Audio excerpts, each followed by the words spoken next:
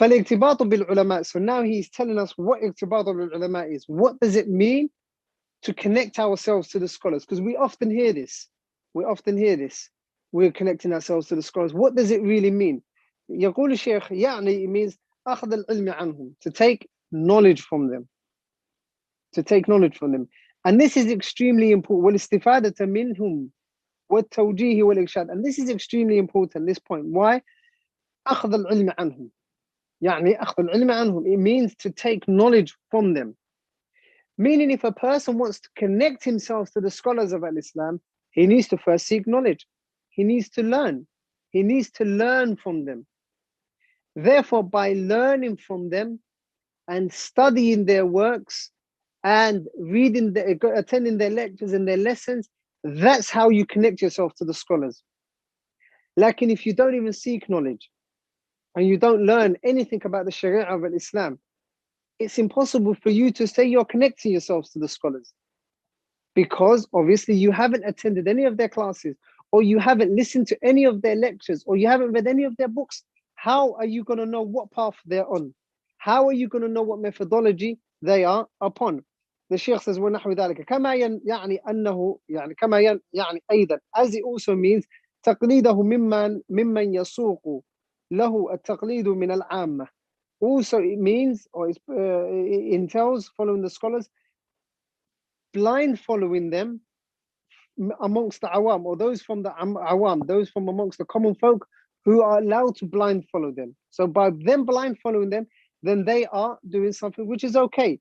One, because obviously they're not well grounded in this field, so they're taking their rulings and they are blind following them, and that is understandable and that is permissible.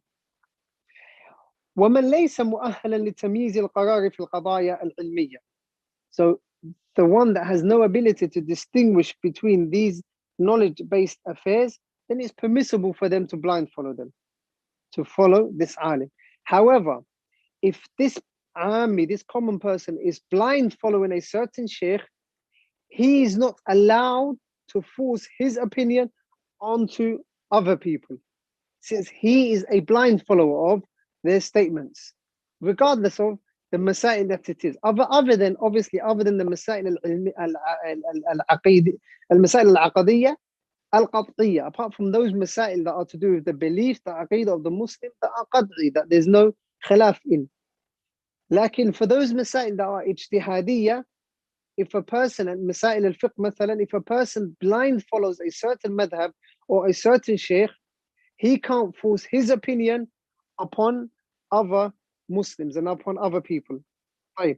So the Shaykh says, وهذا الاقتباط بعلماء السلف سبق أن قررناه وأوضحناه وبينا فوائده وبينا الأضرار التي تترتب عندما يتخلى الناس عنه.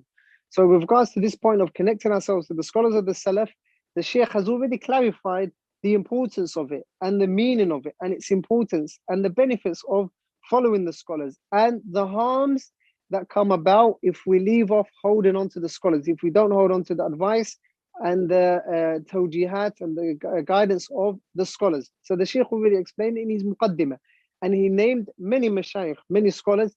Many of them have passed away and many of them are still alive.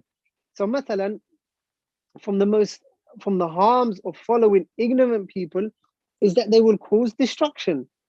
During the time of the Messenger sallallahu alaihi wasallam, there was a man who fell into janaba. He needed to perform ghusl, and it was extremely cold. So he asked some of the companions that were with him if it was permissible for him to do tayammum, to perform tayammum. And tayammum, as you know, is to perform wudu without water. It's wudu without water, when a person doesn't have water. So they said to him, لا نجد لك رخصة. We don't find for you a concession because you obviously can get hold of water. But obviously he had a wound on his head. That's why he said to them he wasn't able to perform tayammum. Like, and they said, like, you've got water, therefore we can't find the concession for you. We can't find a reason for you to perform tayammum. Therefore you must perform ghusl. He performed ghusl like they guided him to do. He took their advice, performed ghusl, and he passed away. He died. Rahimahullah. طيب. When this came back to the Messenger sallallahu alaihi wasallam, he rebuked them and condemned their fatwa.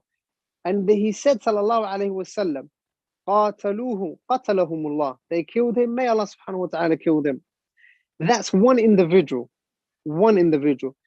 Imagine those who are given fatwa upon ignorance that are destroying, or their fatwa are a reason for the whole nation, a whole ummah, a whole country to be destroyed upside down.